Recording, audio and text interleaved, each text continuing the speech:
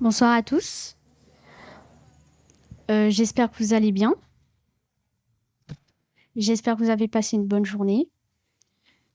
Euh, Merci d'être là ce soir. Maintenant, je vais laisser la place à Tati As.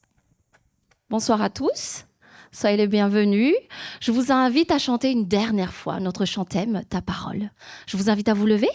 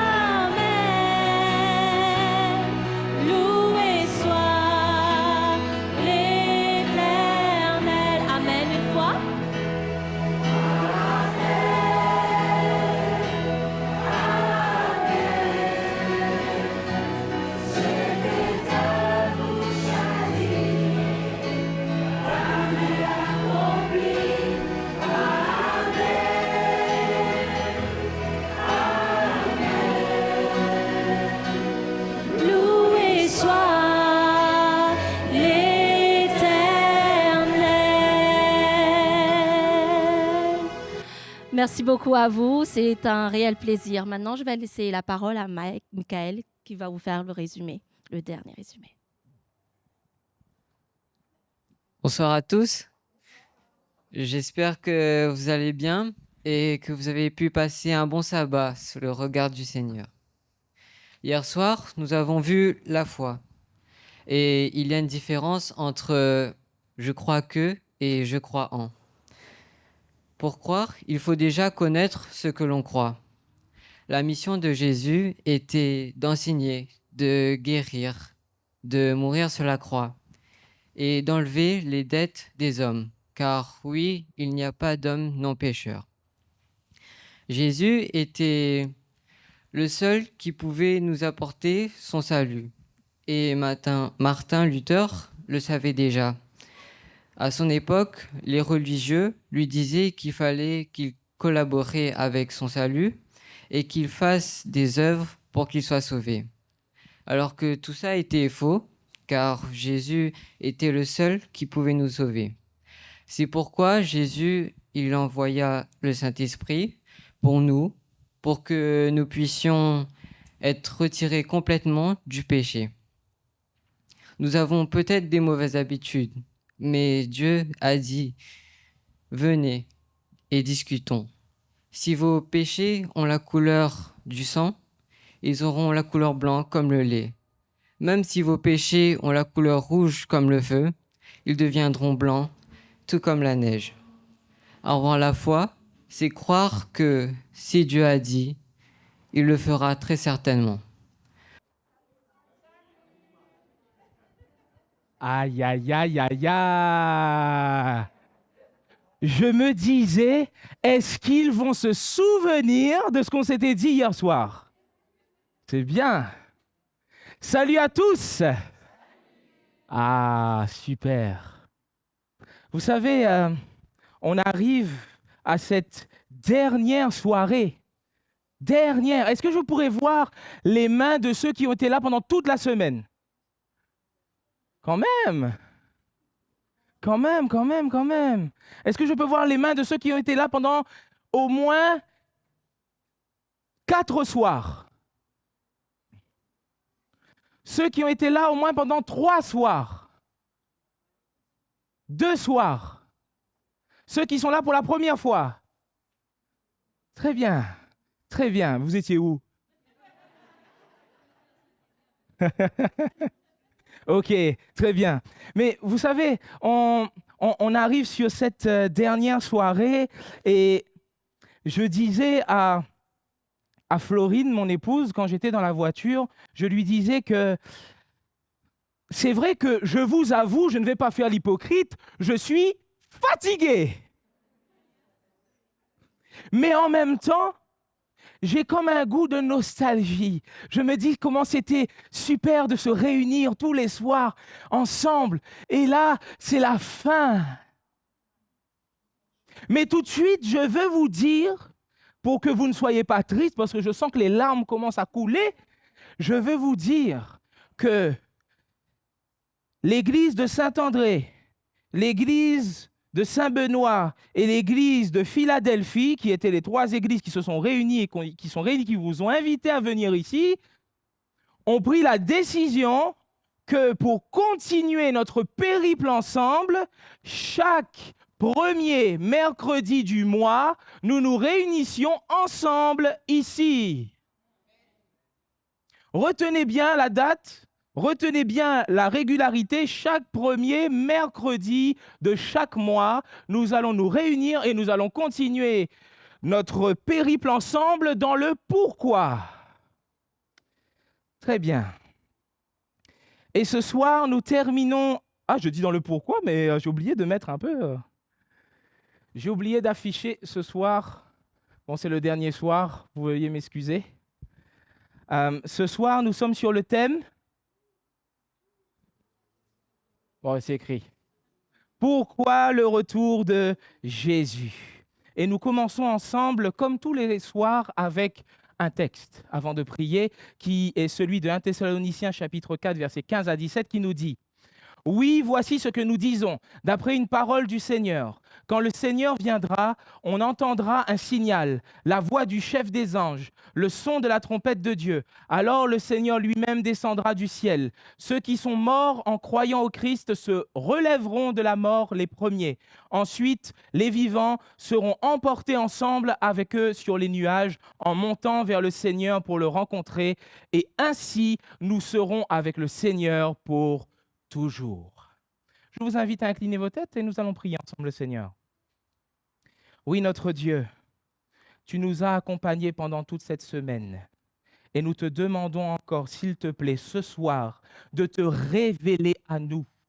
Que ce soit toi qui parles dans le beau nom de Jésus-Christ. Amen.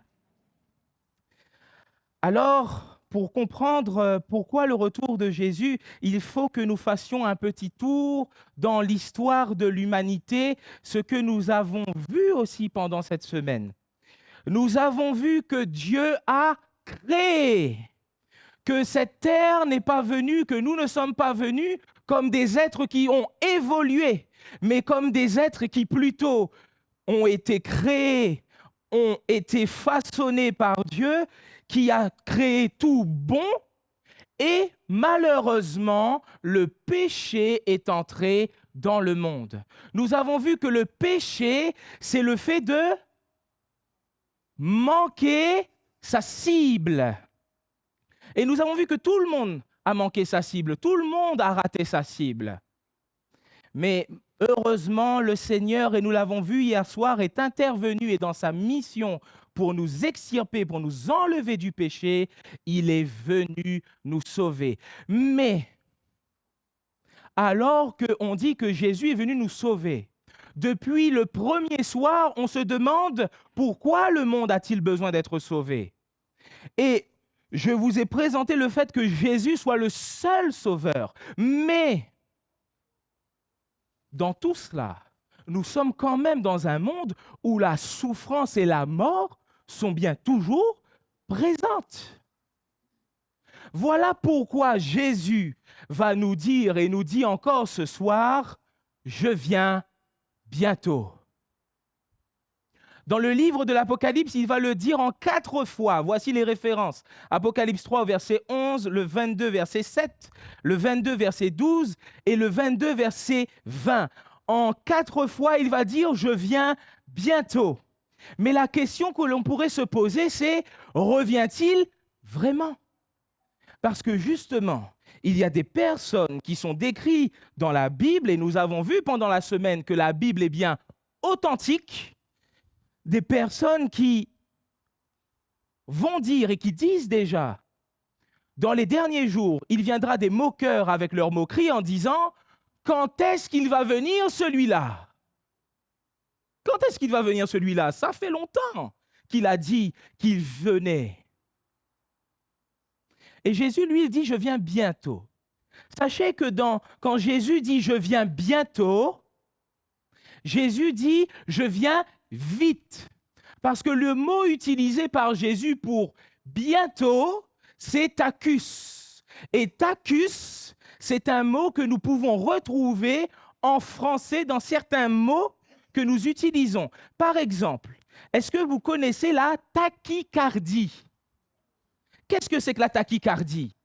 C'est une accélération anormale du rythme cardiaque.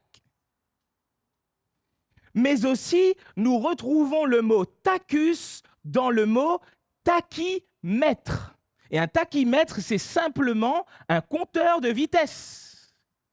Donc, quand Jésus dit qu'il vient bientôt, c'est qu'il vient vite. Est-ce que vous connaissez la vitesse de la lumière? C'est combien? J'entends des indices puissance. J'ai entendu la réponse. 300 000? Ok, 300 000 kilomètres par seconde environ. Ce qui veut dire que, par exemple, nous sommes ici à l'église de Saint-André. Ici, à l'église de Saint-André, jusqu'au centre hospitalier de Saint-Denis. Vous voyez que ici, là, sur la carte, le réseau n'était pas très fluide. Et ça arrive souvent. Mais on nous dit qu'il y a à peu près 30,7 km, on va arrondir à 30 km, entre ici même et le centre hospitalier de Saint-Denis. Ce qui veut dire que la lumière peut faire 5000 allers-retours en 1 seconde. C'est vite ou c'est pas vite? C'est très vite. Sachez que quand Jésus dit « Je viens bientôt », il est en train de dire que je viens le plus rapidement que possible. Le plus rapidement que possible. Et nous avons vu dans la semaine, quand nous avons parlé des prophéties, prophéties sur Babylone, prophéties sur Tyr, que quand Jésus dit quelque chose, la chose arrive. Alors si Jésus dit qu'il vient bientôt, c'est qu'il vient de manière sûre. Mais aussi, sachez que parfois on se dit, mais Jésus, ouais, il dit il vient bientôt, mais quand même, il y a un petit retard là, ça prend du temps. Sachez que voici ce que la Bible nous dit. Le Seigneur va bientôt accomplir sa promesse. Pourtant, certains disent qu'il est en retard. En fait, il est patient avec vous. Il ne veut pas que certains meurent pour toujours, mais il veut que tous arrivent à changer leur vie. Et nous avons parlé lors de la semaine du changement de vie. Et que les personnes ne veulent pas écouter le message de Jésus parce qu'il les amène à changer de vie, à changer leurs habitudes et leurs comportements. Mais pourquoi Jésus revient-il? Voici ce que Jésus va dire à un moment à ses disciples, ce qui les a sûrement effrayés. Il va dire, mes petits enfants, je suis pour peu de temps encore avec vous. Quand il était sur terre, vous me chercherez et comme j'ai dit aux Juifs, vous ne pouvez venir où je vais, je vous le dis aussi maintenant. Donc Jésus a prévenu ses disciples qu'il devra partir, mais qu'eux ne pourront pas le suivre. Alors c'est pour ça que quand nous allons dans le texte de Jean 14, au verset 1, Jésus va dire que votre cœur ne se trouble pas, ne soyez pas effrayés. Croyez en Dieu et croyez en moi. On a parlé de la foi hier. Il y a plusieurs demeures dans la maison de mon Père. Si cela n'était pas, je vous l'aurais dit. Je vais faire quoi? Je vais vous préparer une place. Et lorsque je m'en serai allé et que je vous aurai préparé une place, qu'est-ce que je vais faire? Je reviendrai et je vous prendrai avec moi afin que là où je suis, vous y soyez aussi. Vous voyez qu'ici, Jésus dit que il revient pour faire quoi? Pour nous prendre, pour nous chercher, alors que nous avons parlé du fait que dans notre monde, il y a encore la mort, il y a encore la souffrance. Il faut bien que Jésus vienne enfin nous enlever de ce monde et préparer après ce nouveau monde pour nous.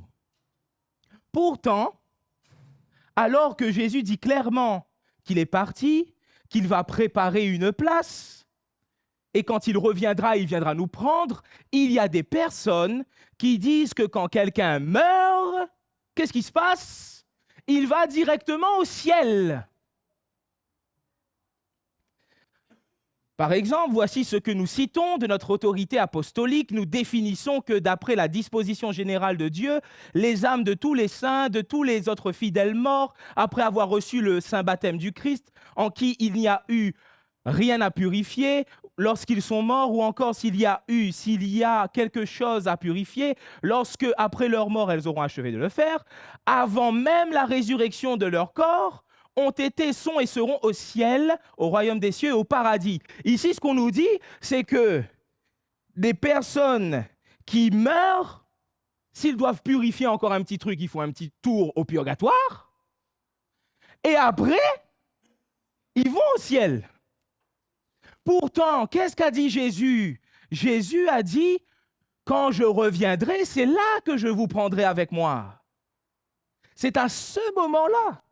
Encore une fois, comme nous avons vu hier, on a présenté un autre Jésus. Voilà pourquoi certains se sont détournés de la foi. Mais maintenant, alors que Jésus dit qu'il va venir nous chercher, comment la Bible décrit-elle ce que Dieu a pour nous? Par exemple, dans le livre de l'Apocalypse, Jean va voir ceci. Il va dire « Je vois un ciel nouveau et une terre nouvelle. En effet, le premier ciel et la première terre ont disparu. La mer n'existe plus. » On continue. « J'entends une voix forte qui vient du siège royal. Elle dit « Maintenant, la maison de Dieu est au milieu des êtres humains. Il va habiter avec eux. Ils seront ses peuples. Dieu lui-même sera avec eux et il sera leur Dieu. Il essuiera toute larme de leurs yeux. La mort n'existera plus. Il n'y aura plus ni deuil, ni cri, ni souffrance. Oui, le monde ancien a disparu. » Qui ne veut-il pas de ce monde? Sans souffrance, sans deuil, sans cri, sans douleur. C'est ce que Jésus a à nous donner, à nous proposer. On nous dit encore, le loup habitera avec l'agneau, le léopard se couchera près du cabri. Est-ce que vous avez déjà vu un léopard près d'un cabri? Le résultat n'est pas super. Le veau et le jeune lion mangeront ensemble. Un petit garçon les conduira. La vache et l'ours mangeront dans le même champ. Leurs petits auront le même abri. Le lion mangera de l'herbe sèche comme le bœuf.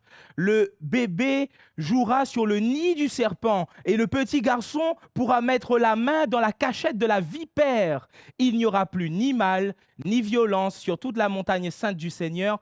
En effet, la connaissance du Seigneur remplira le pays comme l'eau remplit les mers. Quand on voit ça, on se dit, mais comment on fait pour y aller? Comment fait-on pour y aller? Je veux le billet, je veux tout de suite, je veux le ticket. Comment fait-on? Et justement, quand on voit ça, ça provoque de l'intérêt. Et ça a provoqué même l'intérêt des disciples de Jésus. Quand ils vont demander à Jésus, dis-nous, comment allons-nous savoir que c'est le moment de ta venue et de la fin du monde? On voit bien qu'ici, les disciples sont intéressés par ce que Jésus présente. Ils sont pressés de cela. Mais très bizarrement, Jésus ne va pas dire, ben voilà, c'est là, attendez encore un peu, et c'est là. La première chose que Jésus va répondre à ses disciples est, si vous êtes intéressés par ce monde merveilleux, magnifique, la première chose que Jésus a à vous dire, c'est celle-ci, faites attention, ne vous laissez pas tromper. On n'attendait pas cette réponse-là. Pourtant, c'est quand même ce que Jésus va dire. Et vous allez voir que, et c'est pour ça que je l'ai mis en rouge, retenez bien cela, c'est pour ça, on va revoir ensemble pourquoi Jésus a dit cela. Faites attention, ne vous laissez pas tromper. Par la suite, il va dire, vous allez entendre parler de guerre et de bruit de guerre. Il va dire qu'une nation s'élèvera contre une nation et un royaume contre un royaume. Il va dire qu'il y aura en différents endroits des famines, des tremblements de terre. Est-ce que nous voyons ces choses? Très bien. Le mal deviendra de plus en plus fort. À cause de cela, beaucoup de gens auront moins d'amour. Est-ce qu'on voit aussi cette chose? Oui. Avant, on pouvait beaucoup plus compter les uns sur les autres, même dans les quartiers, même dans le voisinage. Mais maintenant, les gens sont devenus de plus en plus individualistes et égoïstes. Bon. Jésus va ajouter aussi quelque chose d'important. Est-ce que vous connaissez ce personnage? Il existe. Il s'appelle, ou il se fait appeler, Vissarion. C'est ce qu'on appelle aussi le Jésus de Sibérie. Parce que cet homme prétend être la réincarnation de Jésus. Mais Jésus avait dit, en effet, des faux messies et des faux prophètes vont venir. Ils feront des choses très étonnantes et des miracles pour tromper. Vous voyez, alors que nous avons vu pendant toute cette semaine comment le Seigneur veut nous sauver et voici ce qu'il nous présente. Quand on demande au Seigneur quand est-ce que cela va arriver, la première préoccupation de Jésus, c'est de nous dire faites attention. Sa première préoccupation, ce n'est pas de nous dire comment, quand, etc., mais c'est de nous dire faites attention. De plus, Jésus, après cela, va parler d'une parabole. Nous avons vu aussi dans la semaine, quand nous parlions de la prophétie, nous avons aussi parlé de la parabole parce que les deux utilisent un langage symbolique. Bon. Dans le livre de Matthieu 25, il nous est présenté, Jésus présente une histoire. Il nous dit qu'il y a 10 jeunes filles qui vont se rendre à un mariage. Bon, très bien. Mais le mariage se fait la nuit. On va dire ici aussi, mais parfois ça peut se faire la journée. Mais le mariage se fait la nuit. Bon, ici, on nous dit qu'il y a 5 d'entre elles qui sont un peu plus sages. Pourquoi? Parce qu'elles prennent avec elles une réserve d'huile pour alimenter leur lampe. Mais il y en a 5 qui sont moins sages parce qu'elles ne prennent pas de réserve d'huile. Très bien. Alors, le temps passe et l'époux, celui qui doit venir, n'arrive pas. Alors, elle commence à s'endormir. Et un cri, à un moment, se fait entendre, l'époux arrive. Ok, ben super, c'est pour ça qu'on est là, justement. Le problème, c'est que les 5 qui n'ont pas pris d'huile avec elle, même toutes, les lampes commencent à s'éteindre. Donc, celles qui ont leur réserve commencent à alimenter. Mais celles qui n'ont pas de réserve, elles ne peuvent pas alimenter. Alors, elles doivent aller vers les marchands pour acheter de l'huile, justement. On nous dit que les 5 qui avaient acheté de l'huile, dont la lampe ne s'éteint pas, vont entrer dans la salle de mariage. Elles sont accueillies, les bras ouverts, super. Mais les 5 autres arrivent, bien sûr en retard, devant la salle et ne peuvent pas entrer. En conclusion de cela, Jésus va dire ceci, parce que c'est une histoire qu'il raconte pour parler à comment le royaume des cieux ressemble, à quoi le royaume des cieux ressemble. Il va dire, c'est pourquoi. Tenez-vous en éveil ou tenez-vous prêts, car vous ne savez ni le jour, ni l'heure de ma venue. Vous savez, une fois, j'étais en voiture avec Florine, mon épouse, et elle avait sa sœur au téléphone. Et sa sœur, qui vit en Angleterre, lui exprimait le souhait qu'elle veuille venir à La Réunion pour la revoir. Et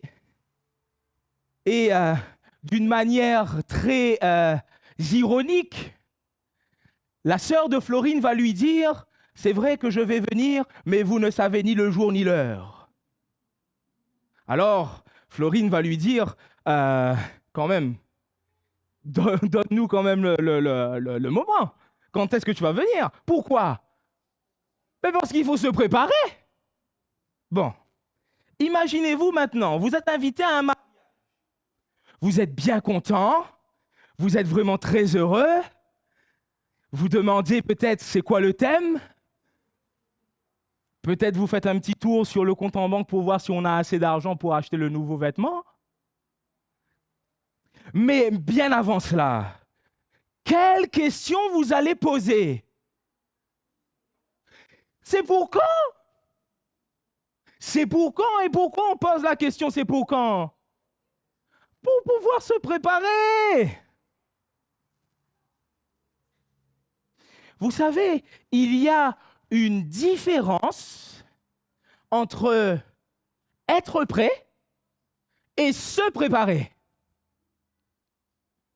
Parce que on peut se préparer. Choisir le vêtement. Ah ben non, c'est pas celui-là, un autre. Toujours pas le bon. J'essaye. Ah ben là, il faut que je m'arrange. Un petit tour sur le téléphone. Bon, il y a encore le temps. Ah ben non, en fait, c'était pas bon. Mais pendant tout ce temps-là, quand arrive l'heure, on n'est pas prêt. Attention, mesdames, hein, j'ai mis uniquement la dame ici, mais sachons qu'en 2024 et même avant, nous les messieurs, on peut faire aussi la même chose. Hein. C'est vrai ou pas, messieurs? Ah, messieurs parlent moins que mesdames. Bon, ok, on n'avoue pas, c'est pas grave. Oh là là. Mais pourquoi on n'est pas prêt? Parce qu'il y a des choses autour de nous qui nous divertissent. Savez-vous qu'est-ce que veut dire divertir? Divertir signifie se détourner d'eux. Alors, quand on est en train de regarder un divertissement, demandons-nous de quoi nous nous détournons pour nous tourner vers quoi?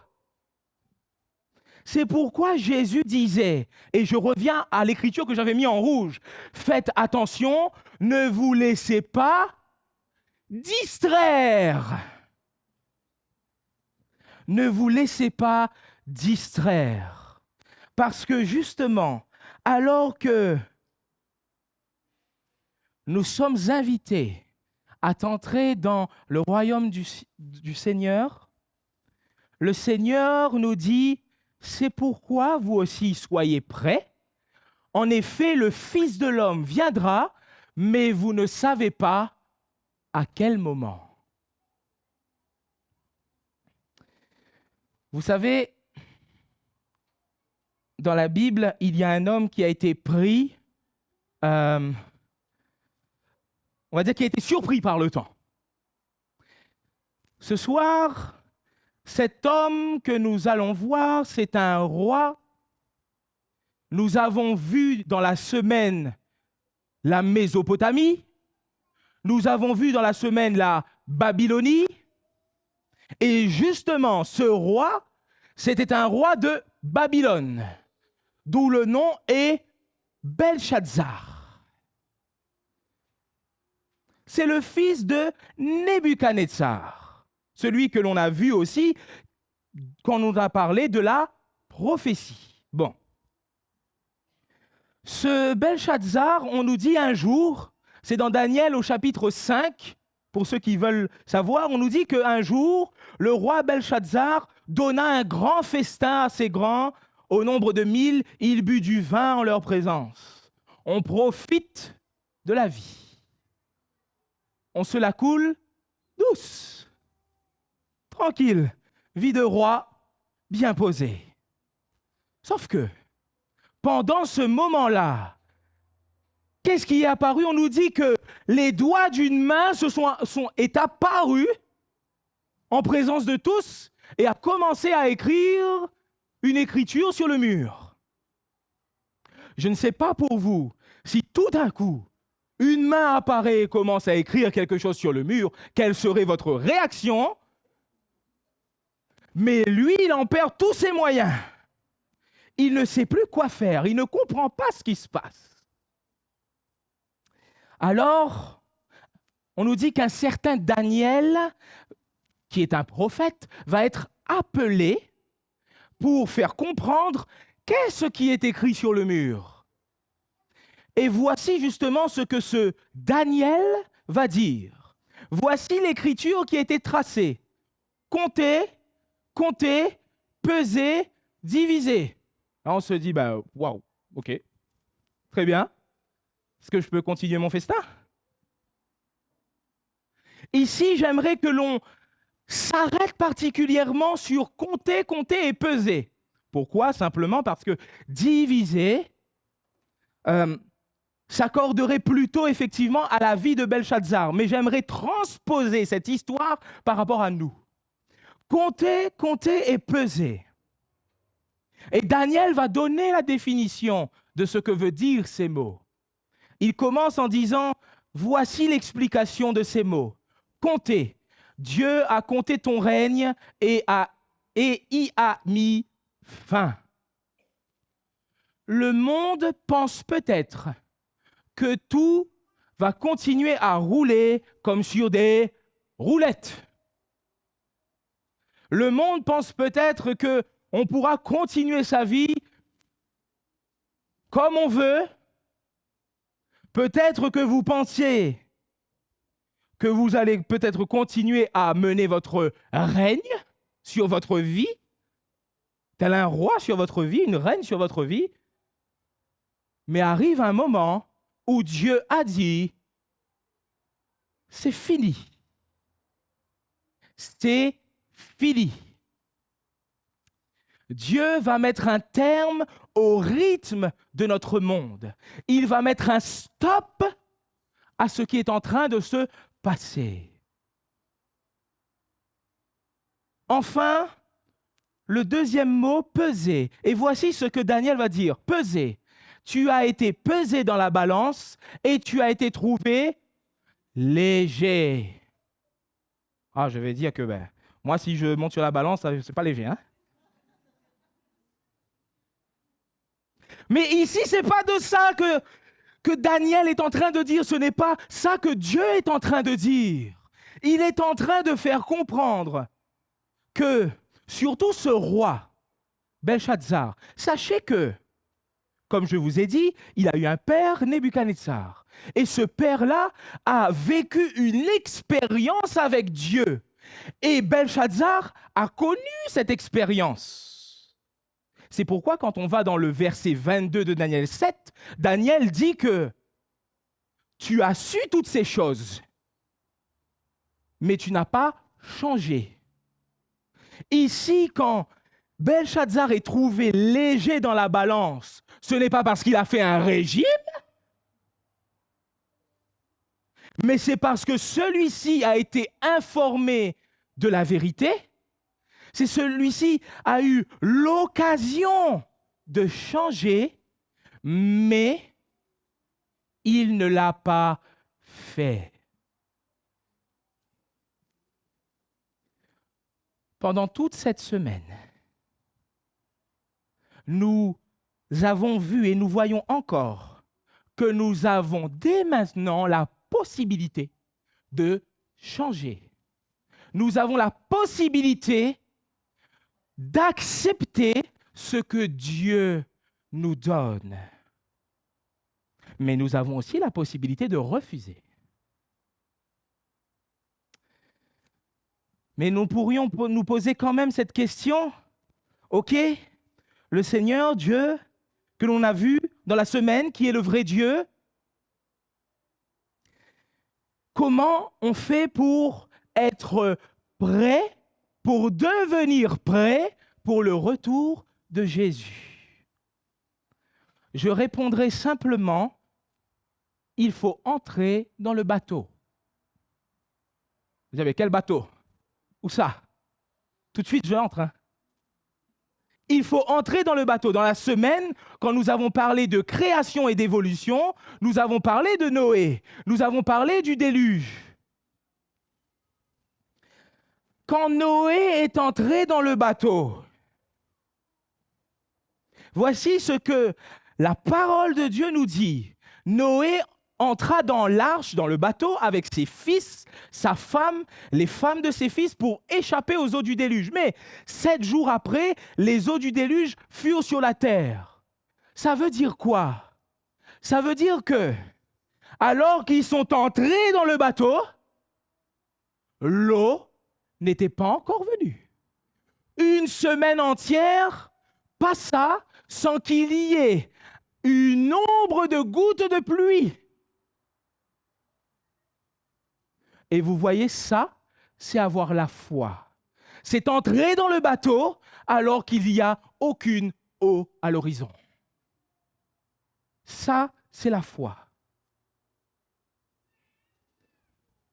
Noé et sa famille ont été moqués parce qu'ils sont entrés. Déjà, quand ils étaient en train de construire le bateau, les gens se moquaient d'eux. Et quand ils sont entrés, premier jour, rien. Deuxième jour, rien.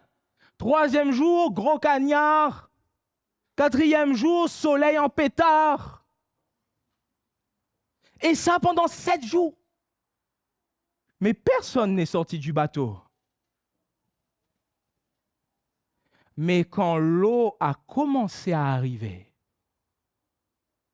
heureusement qu'ils étaient entrés dans le bateau avant. Pour s'engager avec le Seigneur, avec Dieu, il faut entrer dans le bateau. Mais on va se dire, mais comment entrer dans le bateau? Voici ce que l'apôtre Pierre nous dit. En parlant encore de Noé, la patience de Dieu se prolongeait au jour de Noé, pendant la construction de l'arche, dans laquelle un petit nombre de personnes, c'est-à-dire 8, furent sauvées à travers l'eau. Cette eau, c'était quoi? Une figure du baptême, qui n'est pas la purification des souillures du corps, mais l'engagement d'une bonne conscience envers Dieu qui maintenant vous sauve, vous aussi par la résurrection de Jésus-Christ. On nous fait comprendre ici que ces hommes et ces femmes qui sont entrés dans le bateau, lesquels ont été dans le bateau alors que la pluie tombait, alors que l'eau les entourait, cette eau était un symbole du baptême. Alors, on nous dit que le baptême, c'est un engagement d'une bonne conscience envers Dieu. La parole de Dieu nous dit que celui qui croira et qui sera baptisé sera sauvé, mais celui qui ne croira pas sera condamné. C'est quoi une bonne conscience envers Dieu? On dit que c'est cette bonne conscience envers Dieu qui nous permet de nous engager dans le baptême. Cette prise de conscience, cette bonne conscience envers Dieu, c'est quoi? Ce baptême qui est un symbole. Bien sûr que quand vous allez entrer, si quelqu'un entre dans les eaux du baptême, en soi, ce n'est pas une eau de meilleure qualité. On n'utilise pas, je ne sais pas, de l'Évian. On n'utilise pas une bouteille d'eau Fidji. Je dis ça parce que j'aime beaucoup cette... si quelqu'un... OK? Mais, quand on entre dans les eaux du baptême, on est en train de s'engager et on est en train de montrer, de refléter que Dieu est en train d'agir dans ma vie. Peut-être que je ne suis pas encore parfait, mais je suis en train de dire à tout le monde que j'ai un sauveur et que ce sauveur s'appelle Jésus-Christ et que je m'engage avec lui parce qu'il transforme ma vie. Peut-être que le monde va se moquer de nous, à dire mais ils entrent dans un bain, ils ne se sont pas baignés avant. Parce que, comme on l'a dit, les personnes qui étaient au temps de Noé se moquaient de Noé et de sa famille qui sont entrés dans l'arche. Peut-être qu'on va se moquer de nous parce qu'on est entrés dans les eaux du baptême. Mais nous savons que quand nous entrons dans cette eau, parce que nous avons cru en celui qui peut nous sauver, il va le faire. Alors, j'aimerais terminer avec vous, avec cette histoire que nous retrouvons dans le livre des Actes, chapitre 16, au verset 19 à 34. Ce qui est intéressant avec cette histoire, c'est que nous retrouvons une fois de plus Paul. Nous l'avons rencontré dans la semaine, quand il allait à Athènes pour prêcher le vrai Dieu. Mais cette fois-ci, Paul est accompagné d'un autre, qui s'appelle Silas. Eux deux sont les serviteurs de Dieu. Mais ils vont rapidement se retrouver en prison. Pourquoi? Parce qu'ils dérangent. Ils dérangent parce qu'ils ont provoqué la ruine d'une certaine catégorie de personnes. Parce qu'une personne était possédée par un esprit, et on nous dit que cette personne possédée par un esprit rapportait de l'argent à des personnes.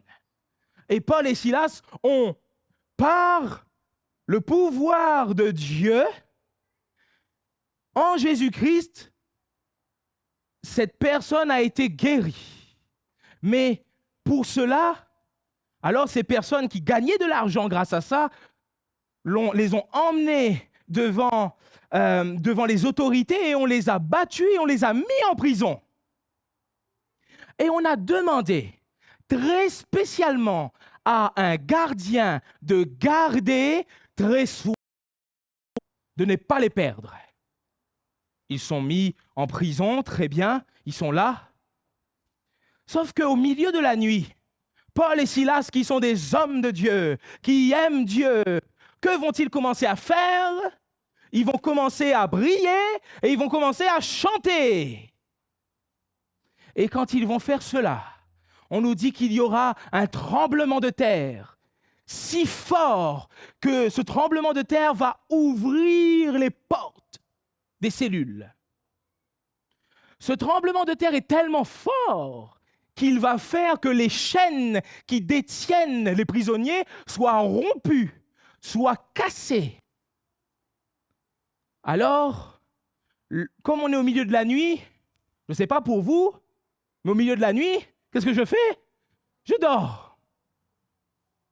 Le gardien était du coup en train de dormir, mais il est réveillé par tout ce vacarme qui se passe. Et quand il voit ça, il voit les cellules qui sont ouvertes. Il voit les cellules, il voit que les prisonniers ne sont plus dans les cellules. Qu'est-ce qu'il a? On lui a dit de garder soigneusement. On lui a peut-être pas dit, mais on lui a peut-être fait comprendre que mais si tu ne gardes pas sérieusement, on va avoir un problème. Ma soeur me dit quick. C'est pourquoi le gardien, voyant qu'il n'y a plus de prisonniers, il veut se donner la mort parce qu'il ne voit plus aucun espoir. Heureusement que quand il n'y a plus aucun espoir, Jésus est là. C'est pourquoi Paul va appeler d'une manière forte ce gardien-là et va dire à ce gardien, nous sommes tous ici. N'aie pas peur, nous sommes tous ici, viens. Et ce gardien, quand il s'approche de Paul et Silas, il s'incline et il demande, que dois-je faire pour être sauvé? Parce qu'il ne voyait plus de solution dans sa vie. Il n'y avait plus aucun espoir. Il ne savait pas quoi faire. Alors il demande, que dois-je faire pour être sauvé? Paul va répondre à cet homme, comme nous avons vu hier soir. Il ne lui a pas dit, quand même, tu es un soldat, crois en toi, et un peu confiance en toi. Non. Paul lui a dit, crois en Jésus-Christ, et tu seras sauvé, non pas que toi, mais ta famille aussi. Peut-être que vous pourriez penser effectivement à vous, mais vous avez peut-être aussi des gens dans votre famille qui ont besoin d'être sortis de difficultés, qui connaissent des vies, excusez-moi de le dire, mais parfois misérables. Mais sachez que Jésus peut aller dans les endroits les plus misérables. Et il retire celui qui est misérable et en fait un prince, une princesse. Alors cet homme qui entend que Jésus sauve, qu'il va le sauver lui et sa famille, comme nous avons vu, prend la décision d'entrer, où ça? Dans le bateau. Il se fait baptiser lui, mais non pas que lui, et toute sa famille. Cet homme avait besoin de rencontrer Jésus. Et heureusement que Paul et Silas avaient été battus, avaient été emmenés en prison, parce que même dans cette persécution, ils ont pu montrer comment Jésus sauve. Alors que Jésus revient bientôt, cette chose est sûre et certaine. Arrêtons de nous laisser divertir, mais soyons prêts maintenant. Soyons prêts parce que Jésus vient rapidement. Mais sachez que celui qui s'engage avec Jésus ne regrette jamais son engagement. Alors, oui, je le redis encore, alors que nous allons entendre ce merveilleux chant, tenons-nous prêts.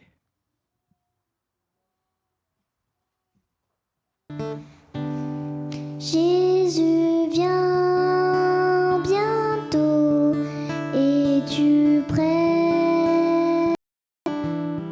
Te repens-tu de tes péchés? Et quand il viendra, crois-tu bien? Oh, que par lui tu puisses être sauvé. Jésus vient bientôt, es-tu prêt à le recevoir en chant traité? Tout joyeux veux-tu le louer? Oh, es-tu prêt? Pour serais-tu troublé?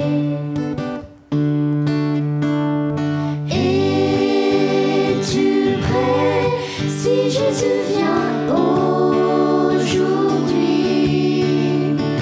Es-tu prêt s'il reviendra demain? Es-tu prêt s'il reviendra dans un an? Es-tu prêt maintenant?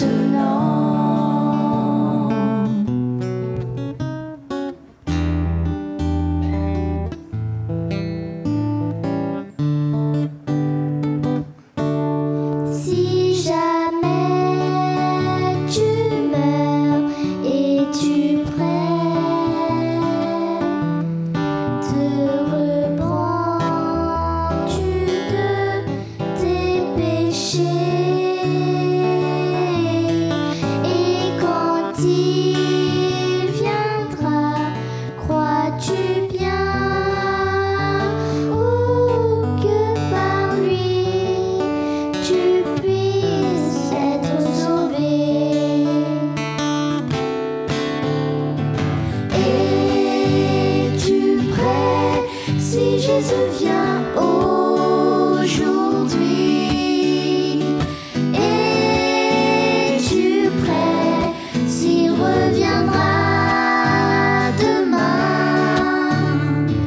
Es-tu prêt s'il reviendra dans un an? Es-tu prêt maintenant? Es-tu prêt si Jésus vient aujourd'hui? Es-tu prêt s'il reviendra demain? Es-tu prêt s'il reviendra dans un an? Es-tu prêt maintenant?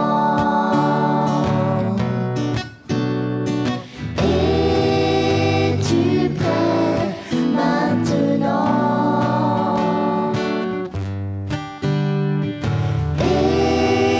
Es-tu prêt maintenant?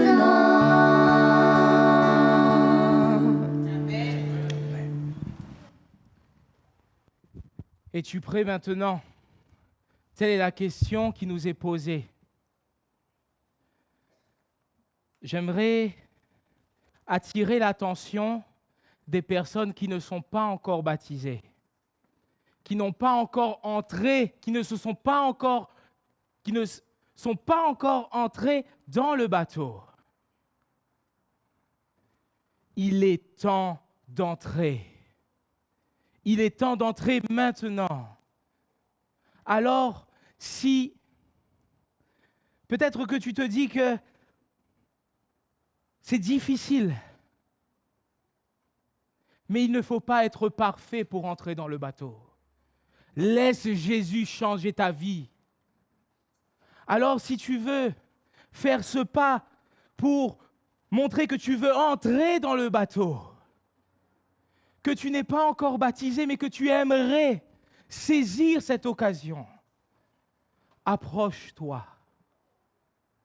Approche-toi sincèrement. Parce qu'il est maintenant temps. Nous avons vu avec Belshazzar qu'à un moment, il vivait sa vie. Mais quand Dieu est intervenu, il a mis fin. Alors il est temps maintenant. Ne regarde pas à côté de toi pour voir si celui qui est à côté de toi va se lever. Parce que lui, peut-être, il est déjà dans le bateau. Mais toi, est-ce que tu y es?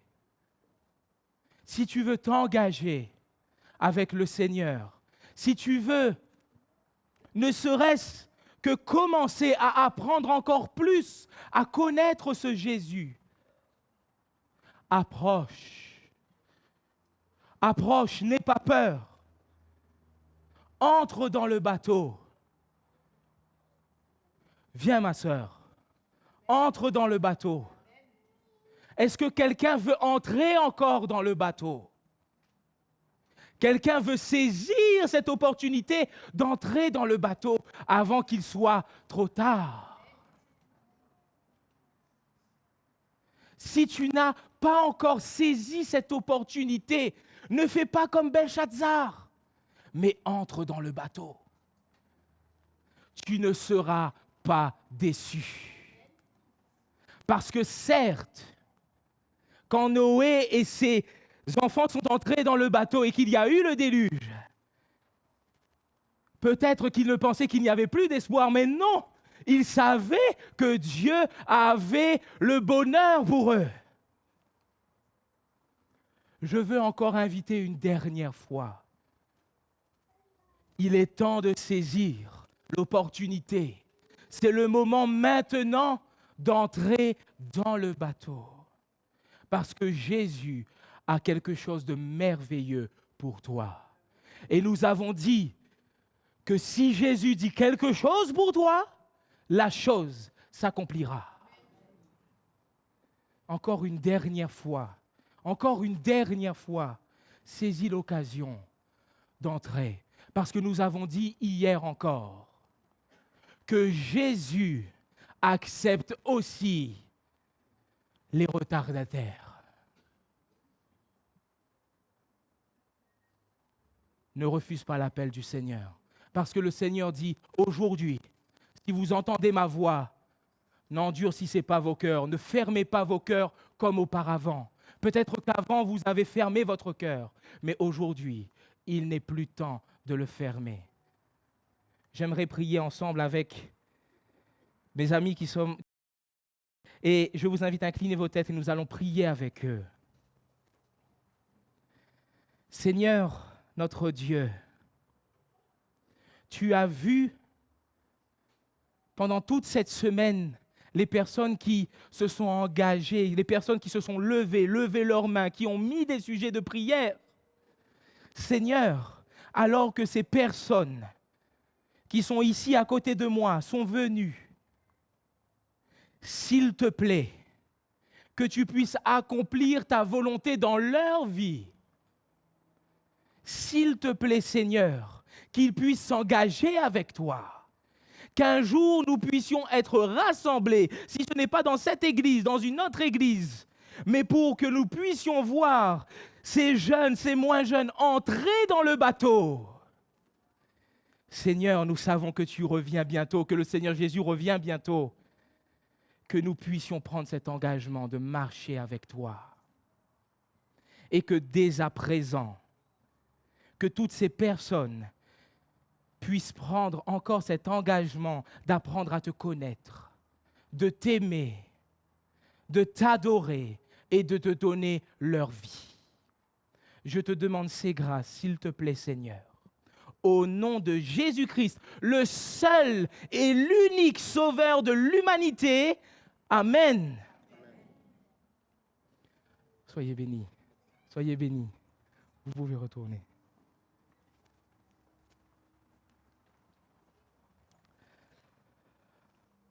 Alors avant la fin, j'ai encore quelques mots à dire, parce qu'on est à la fin. Je rends gloire à Dieu pour cette semaine. Je ne sais pas pour vous, mais cette semaine a été merveilleuse. Fatigante, mais merveilleuse. Et voilà. En tout cas, je laisse la place à Ryan, qui devait terminer avant que je l'interrompe. Bonsoir à tous.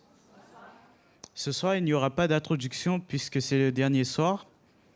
J'espère que vous avez passé une bonne semaine avec nous, que toutes ces soirées passées nous ont permis de glorifier et de louer notre Seigneur. Je vous donne rendez-vous prochainement et je vous dis bonne soirée.